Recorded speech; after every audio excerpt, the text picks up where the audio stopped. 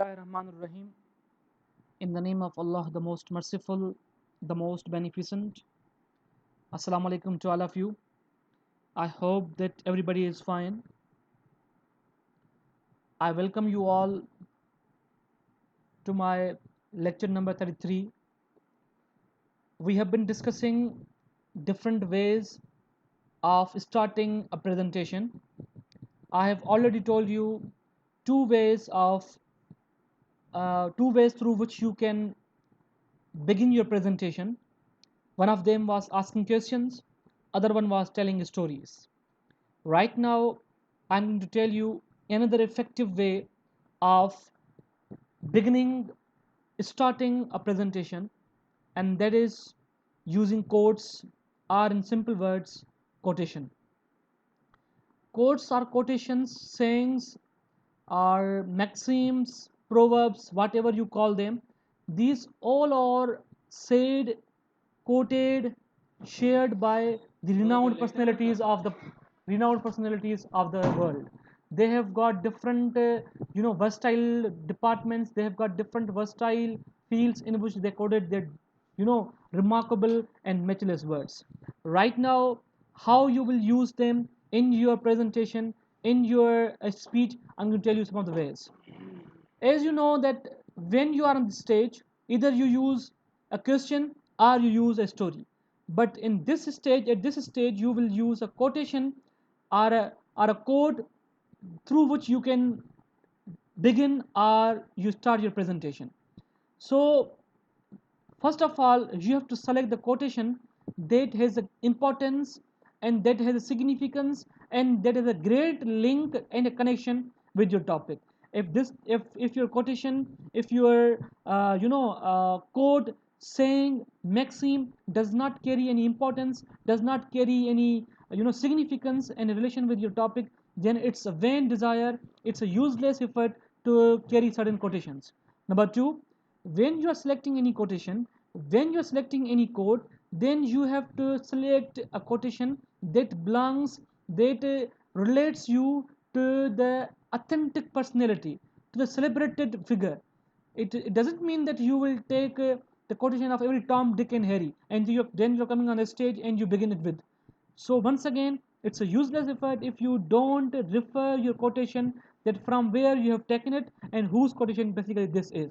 We have got many legend personalities in our world who can be quoted, like you can get the quotations of Allama Muhammad Iqbal, or founder of nation Qaid Muhammad Ali Jinnah is there, or there are many renowned and world famous personalities which can be quoted when you are going to begin your presentation. So you might choose your quotation from Shakespeare or Confucius, from the Bible or Quran Majid, from a poem, from a song or a film or a movie. Here is how one student used a humorous quotation to begin a speech about the need for political reform in the US Congress. He used humorous quotation, means a quotation that was carrying a lot of a humorous kind of element.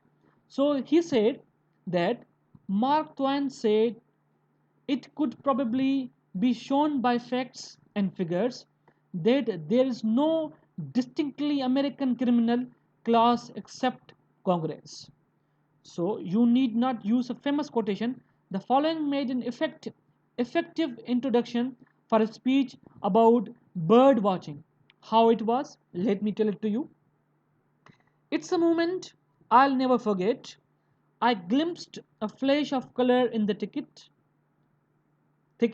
and then I saw it, a Batman's warbler, one of the rarest birds in all of America. I was so excited I could barely keep my binoculars from shaking. This statement was made by my father. He is just one of the millions of people who have discovered the joys of bird watching. So there are various ways, there are various kind of quotations that you can use when you are going to begin your presentation with. For example, you have got the topic of democracy.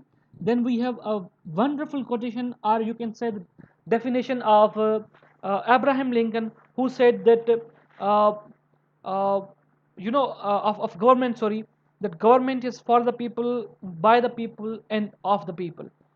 This is one of the quotations that you can use when you are developing your presentation on the topic of your government. For example, you have got the topic of friendship, then you can quote Francis Bacon. Francis Bacon, in one of his essays, says that the one who has not the good friend is either a wild beast or a god. So he compares a person who doesn't have any friend, he is either a wild beast or a god.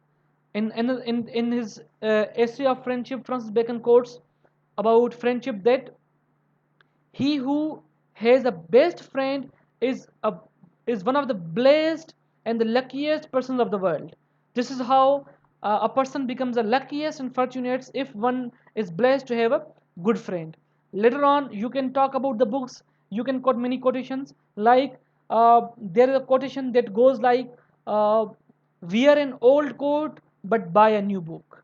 So this is how you can tell the significance and the importance of the books, that your clothes, your coats, and your all clothes have got less importance as compared to the books.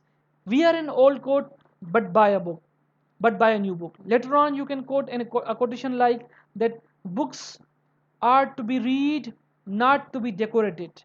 We have seen many people who only decorate their books. They keep their books in shelves, in their drawers, and they keep them on their tables.